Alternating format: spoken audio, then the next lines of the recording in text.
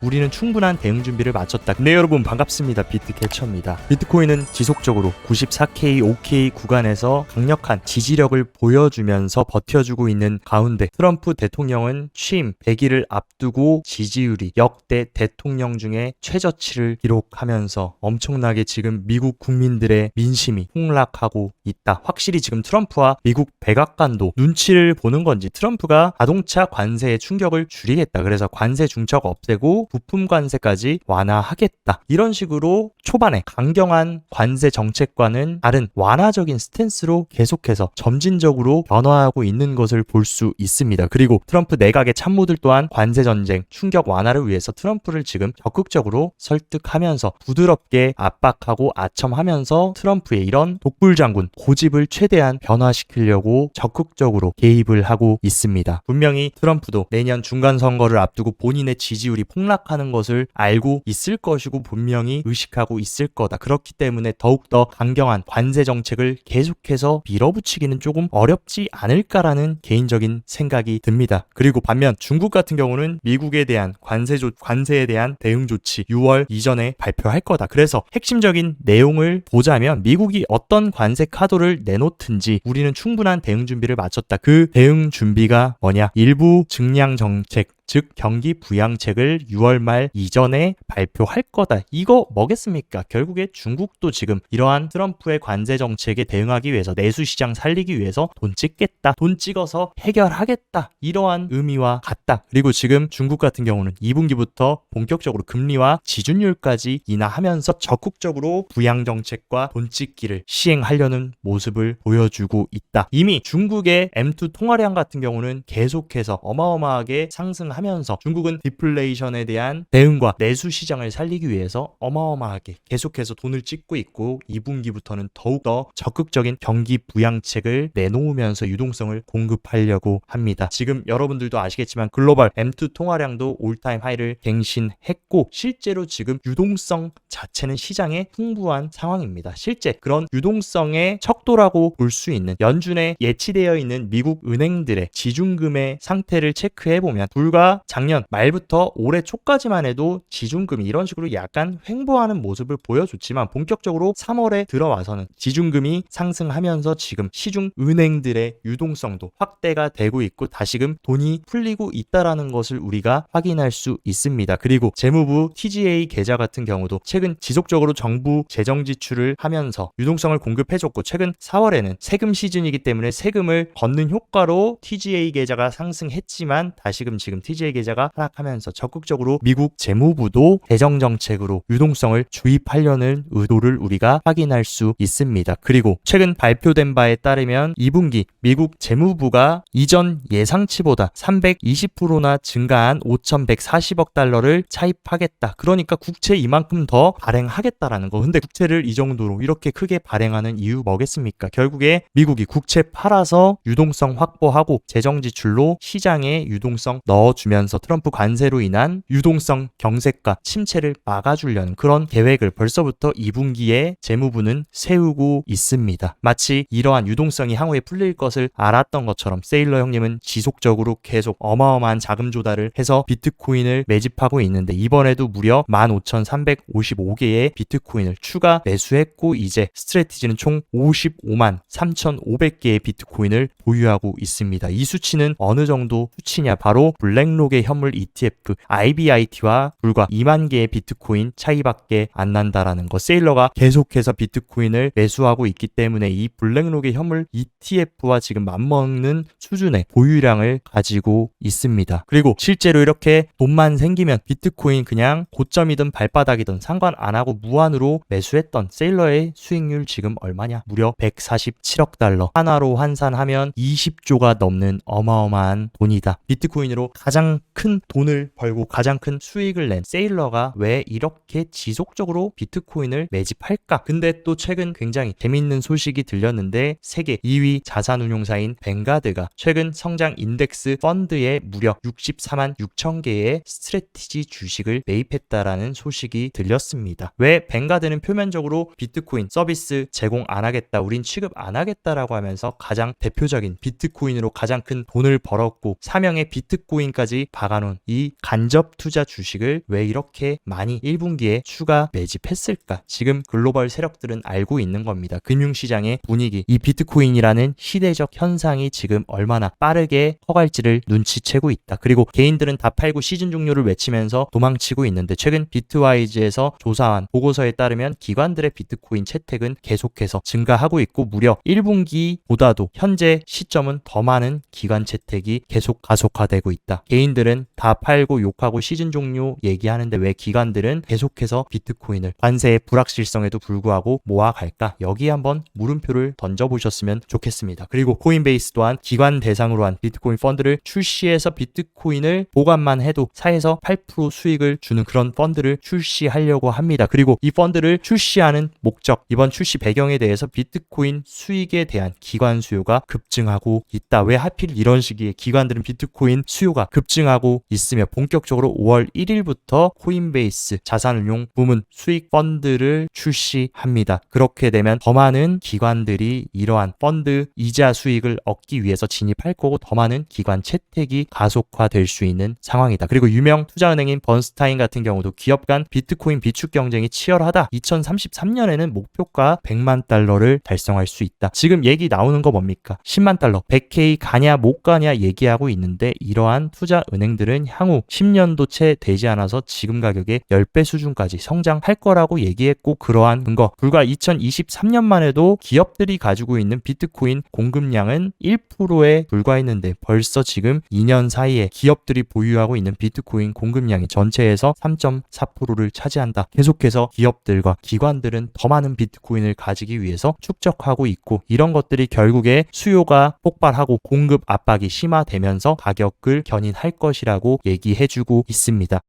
그리고 계속해서 미중 무역 갈등이 아직 매듭을 짓지 못하면서 소강 상태를 보여주고 있는데도 불구하고 또다시 어제 비트코인 현물 ETF는 세 자릿대에 5억 9천만 달러 수준의 어마어마한 유입이 들어오면서 기관 투자자들 그리고 개인들은 어마어마하게 비트코인 현물 ETF를 매수하고 있고 실제로 비트코인 현물 ETF 누적 유입량 같은 경우도 지금 다시금 고개를 바짝 들어주면서 올타임 하이를 갱신하려고 달려가고 있는 상황입니다. 그리고 미국 주정부 차원에서 최초로 애리조나주가 비트코인 전략적 비축안을 상원 하원을 모두 통과했고 이제 마지막 관문 주지사 승인만 남았다. 여기서 땅땅땅 주지사가 승인만 해주면 미국 주정부 최초로 비트코인을 전략적 비축자산으로 채택하는 주가 나오게 될 것이고 어마어마한 자금이 주정부 차원으로 비트코인에 유입이 될 겁니다. 그리고 여기서 끝나는 게 아니라 애리조나가 최종적인 승인을 받았기 때문에 이후 우후죽순으로 다른 주정부 차원의 채택 승인이 가속화되고 그러면 더 많은 비트코인 수요가 주정부 차원에서 발생이 될 겁니다. 그리고 또 쐐기를 박았던 최근 미국의 상무부 장관인 하워드 루트닉이 공식 석상에서 인터뷰를 해줬는데 비트코인에 대한 무한한 지지를 표명했습니다. 핵심적인 내용 골자를 보면 미국이 앞으로도 계속 비트코인 친화적인 국가로 남을 것이다. 그리고 비트코인을 금에 비유하면서 공급이 한정된 특성 때문에 이를 하나의 상품으로 간주했으며 현 정부가 이전 정부의 비트코인에 대한 비판적 입장에서 벗어나 긍정적으로 전환했다. 얼마나 지금 미국 트럼프 행정부 내각의 핵심 인물들이 비트코인의 진심인지를 알 수 있는 인터뷰였고 또 최근에 굉장히 의미심장한 움직임이 포착됐는데 트럼프 일가의 월드 리버티 파이낸셜의 핵심 창립자들이 바이낸스 전 CEO인 창펑자오를 만나서 글로벌 채택 증가와 새로운 표준 설정 암호화폐의 다음 단계 발전에 대해서 이야기를 했다. 적극적으로 지금 암호화폐 시장 성장에 대해서 트럼프 일가의 크립토 프로젝트가 논의를 하고 있고 마치 창펑자오는 무언가를 알고 있다라는 듯이 계속적으로 대중들에게 퍼드는 무시하고 계속 구축해 나가라. 분명 이 뒤에 뭔가가 있다라는 것을 암시하는 듯한 발언을 계속해주고 있습니다. 트럼프 일가의 프로젝트들과 긴밀한 관계를 창펑자오가 맺으면서 얼마나 많은 얘기들을 들을 것이며 미국 정부가 어떻게 이 크립토 시장과 블록체인 산업을 육성시킬지를 마치 알고 있다라는 듯이 발언을 해주고 있다. 그리고 원래 비트코인과 크립토 시장의 비관적이었던 JP 모건 또한 최근 보고서를 통해서 스테이블 코인 시장이 수년 내로 5천억 달러 이상으로 어마어마하게 성장 가능하고 추가적으로 스테이블 코인 발행사들이 지금 70%는 미국 국채, 30%는 국채 레포로 지금 스테이블 코인 준비금을 설정합니다. 이런 식으로 준비금을 설정한다고 가정하는 경우 미국 국채의 세 번째 보유자가 될 수 있다. 지금 미국 국채의 첫 번째 보유자 누굽니까? 일본. 그 다음에 2위가 중국이다. 근데 이 다음 3위의 자리에 스테이블 코인 발행사들이 가장 많은 미국채를 가지고 있는 보유자가 될 수 있고, 이런 식으로 미국채를 적극적으로 사준다라고 하면 미국 정부 입장에서는 스테이블 코인 발행사를 절대로 규제하고 제재할 필요가 없고 더욱더 이 시장이 성장되고 스테이블 코인을 더 많이 발행할 수 있도록 장려할 수밖에 없다라는 이 핵심적인 본질적인 포인트를 읽으셔야 됩니다. 그리고 아랍에미레이트의 국부펀드인 ADQ 또한 현지 법정통화 기반 스테이블 코인을 출시하겠다라고 해서 다르함 기반 스테이블 코인 출시를 계획할 것이며 가상자산 산업 경쟁력을 강화하기 위한 전략의 일환이다. 이런 식으로 중동까지 크립토 시장 그리고 스테이블 코인 시장으로 적극적으로 뛰어들려는 모습을 가속화하고 있습니다. 또 어마어마한 메가톤급 소식이 들렸는데 세계 최대의 결제 기업인 마스터카드 또한 스테이블 코인 결제 지원을 확대하면서 기업 대상 결제 정산 서비스를 도입하겠다 하면서 마스터카드가 기업들이 거래를 정산하고 서클의 USDC와 같은 스테이블 코인 결제를 받을 수 있도록 지원하겠다. 이런 식으로 전통 결제 기업들 또한 전부 다 스테이블 코인 시장의 플랫폼을 구축하기 위해서 지금 뛰어들고 있고, 해당 내용을 제레미 알레어도 인용하면서 마스터카드의 뛰어난 리더십과 진전 그리고 USDC 미국발 스테이블 코인의 더욱 확장된 유용성이다 라고 하면서 샤라웃을 해준 상황. 여러분들이 흐름을 잘 보셔야 됩니다. 지금 미국의 정부, 백악관, 연준, SEC 할 것 없이 크립토 시장에 대한 신화적인 규제가 계속해서 형성되고 있고, 크립토 시장의 유동성이자 디지털 달러라고 볼 수 있는 스테이블 코인은 계속해서 확장되면서 결제 시장까지 파일을 넓혀 나가고 있는 그러한 상황입니다. 여기서 이대로 시즌이 종료되고 게임이 끝날까, 아니면 또 새로운 패러다임이 형성되는 그런 과도기일까, 한번 질문을 던져보시고, 그리고 최대의 가상자산 월렛인 메타마스크 또한 올해 2분기부터 실물 결제 카드를 출시하겠다. 그래서 메타마스크 내에서 가상자산으로 5초 이내 결제가 가능하도록 지원하고 비트코인과 솔라나 지원 확장 및 사용자 인터페이스 개선도 계획 중이다. 이런 식으로 하나둘씩 크립토의 핵심적인 플레이어들이 결제 시장까지 진출하려는 이러한 확장성을 빠르게 가져가고 있는 상황입니다. 그렇기 때문에 단기적인 미시적인 움직임에 여러분들이 매몰되실 것이 아니라 거시적으로 지금 큰 흐름에서 어떠한 움직임들이 수면 아래에서 구축이 되고 있는지 이 부분을 잘 보셔야 될 것 같습니다. 그리고 오늘과 내일은 굉장히 중요한 매크로 경제지표 발표가 있는데, 일단 우선 첫 번째로 미국 노동부의 졸츠 구인인직 보고서가 발표가 됩니다. 어쨌든 지금 예측치 같은 경우는 이전 수치보다는 약간은 낮게 고용시장이 조금 위축될 수 있다라고 나왔는데, 만약에 실제 데이터가 예측치를 더 하회하면서 고용시장이 위축되고 있다라고 하면은 경기 침체의 우려로 시장이 약간은 영향을 받을 수 있다. 근데 반대로 경기 침체 우려가 올라간다라고 하면 연준으로 하여금 금리를 빠르게 내릴 수 있도록 압박하는 그런 데이터라고 볼 수 있고, 내일이 가장 중요합니다. 연준이 가장 중요하게 보는 물가지표인 개인 소비지출 물가지수 발표가 내일 저녁 11시에 예정이 되어 있다. 일단은 지금 헤드라인 PC 이전 수치는 2.5% 그리고 근원 PC는 2.8%였습니다. 근데 지금 현재 월가의 핵심 금융기관들이 예측한 이번 PC의 수치는 헤드라인 또한 이전 수치를 하회한 2.3% 그리고 코어 PC 같은 경우도 이전 수치를 하회한 2.6%로 물가가 안정될 것이라고 지금 예측을 하고 있다. 이런 식으로 어쨌든 이전 수치보다 안정된 PC 데이터가 나온다라고 하면 연준 입장에서는 충분히 금리를 내려줄 수 있는, 물가가 안정되고 있기 때문에 내려줄 수 있는 명분이 확실하게 쓰는 것이라고 볼 수 있습니다. 그렇기 때문에 오늘과 내일 있을 핵심적인 이 경제 지표 데이터도 현재처럼 매크로 시장이 굉장히 중요한 만큼 잘 체크하셔서 대응하시면 좋을 것 같습니다.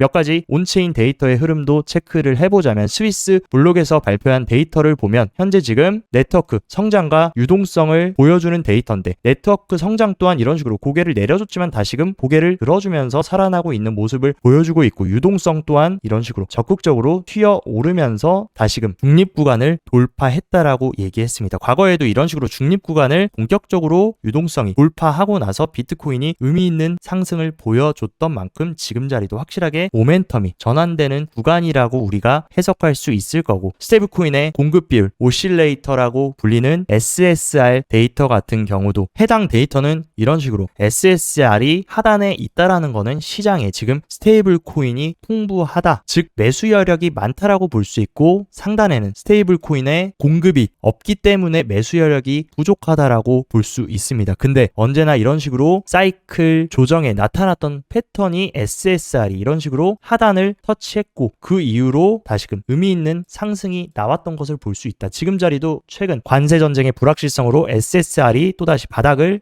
터치했고 지금 이런 식으로 다시금 고개를 들어주고 있다라는 거, 새로운 모멘텀으로 들어갈 수 있음을 시사하고 있습니다. 그리고 단기 홀더들의 모멘텀 비율을 체크해보면 언제나 이런 식으로 기술적인 조정 구간에서는 회색 미디엄 구간에 단기 홀더들의 비율이 위치를 했습니다. 대략적으로 해당 이 기준선인데, 이 기준선을 언제나 터치하고 고개를 들면서 반등이 나왔을 때는 본격적으로 다시금 바닥을 찍고 상승 랠리가 시작된 것을 봤을 때 충분히 지금도 새로운 국면으로 들어가고 있다라고 해석할 수 있습니다. 그리고 장기 홀더들의 공급을 보면 보통 작년 엔캐리 트레이드 당시에도 가격이 이렇게 하락하면서 바닥에 가까워질수록 장기 홀더들이 물량을 늘려가면서 어마어마한 매집을 했다. 지금 자리도 이런 식으로 비트코인 가격이 빠지니까 장기 홀더들이 기다렸다라는 듯이 축적세를 이어가고 있고, 이는 또 다른 새로운 상승으로 갈 수 있다라는 힌트를 던져주고 있습니다. 그리고 실제 비트코인 차트 흐름도 단기적으로 체크를 해보자면 일단 중요하게 넘어야 된다라고 말씀드렸던 95K를 계속해서 시도를 하고 있다. 물론 저항을 많이 받은 것도 맞지만 눌려줄 때마다 다시금 또 저가 매수세, 그리고 비트코인 현물 ETF 유입세가 강력하게 들어오면서 지금 가격을 잘 지탱을 해주고 있다. 이런 식으로 잘 지탱을 해준다라는 것 자체가 본격적인 단기 반등 이후 대세 하락으로 가는 움직임이 아니라 이 상단에 있는 핵심 매물대를 지금 열심히 소화하면서 손바뀜이 진행되고 있다라고 보고 있습니다. 그리고 만약에 이 저항을 돌파하지 못하고 조정이 나온다라고 해도 제가 중요하게 말씀드렸던 이 장대 양봉의 허리 부근 91K이자 직전 저점 저가 매수가 들어왔던 91K만 일봉 종가로 훼손하지 않는다라고 하면 지금 충분히 지금 핵심적인 이동평균선 위로 비트코인이 안착을 했고, 다시금 단기 이동평균선들이 위로 올라오고 장기 이동평균선들이 내려오면서 정배열의 모습을 이평선도 보여주고 있는 만큼 확실히 지금 추세는 반전됐다라고 보고 있습니다. 그리고 파이어 차트 같은 경우도 가장 큰 고래인 갈색 고래와 보라 고래 모두 적극적인 매수세에 동참하고 있고, 그리고 상단 같은 경우에는 이렇다하게 강력한 매물대가 없습니다. 이미 우리는 이 가격까지 올라오면서 강력했던 매물대를 소화하고 올라온 만큼 충분히 이러한 강력한 매수세와 트럼프의 관세에 대한 쇼크 발언만 없다라고 하면 저는 충분히 이번 주에 시도해 줄 수 있지 않을까라고 보고 있습니다. 그리고 우리들의 세일러 형님은 최근 이런 조정과 흔들기로 인해서 일희일비하는 개인들에게 일침을 날렸다. 은행이 마침내 비트코인을 축복하고 전문가들이 좋은 생각이라고 동의한다면 모두가 비트코인을 사고 싶어 할 것이고 아무도 팔지 않아도 될 것이며, 그때가 되면 여러분들은 비트코인을 살 수 없게 될 거다. 왜냐하면 아직까지는 은행도 비트코인을 신뢰하지 않고 많은 사람들도 비트코인에 대해 부정적인 감정을 가지고 있습니다. 이럴 때가 우리가 비트코인을 싸게 살 수 있는 그러한 기회라는 것이고, 모두가 다 비트코인이 최고의 자산이고 디지털 금이라는 것을 인정할 때 그때 뒤늦게 살려고 한다라고 하면 너무나 비싸져서 여러분들은 비트코인을 살 수 없을 것이라는 것을 돌려서 얘기했습니다. 향후에 이런 세일러의 전망이 적중할지, 진짜로 비트코인이 혁신적인 시대적 현상으로 거듭나고 모두가 가지고 싶어하는 자산이 될지는 모르지만 어쨌든 지금의 2008년 비트코인이 나오고 17년이 지난 지금 비트코인은 모든 자산군을 통틀어서 가장 강력한 퍼포먼스를 보여줬고, 지금까지는 세일러가 얘기하는 부분이 적중했다라고 생각합니다. 이번 사이클 남은 구간에도 비트코인이 이러한 것을 증명할지 지켜보는 것도 굉장히 재밌는 부분이 될 것이라고 생각합니다. 오늘 영상도 시청 진심으로 감사드리고, 영상 도움되셨다 하시면 좋아요, 구독 눌러주시고, 더 자세한 투자 전략 궁금하다 하시면 영상 하단 고정 댓글에 제가 운영하는 크립토 시황 정보방 활짝 열어놨으니까 이쪽에서 시황도 체킹하시면서 성공적인 크립토 투자 계속 정진해 가시기 바랍니다. 오늘도 시청 진심으로 감사드리고 여기까지 비트캐쳐였습니다.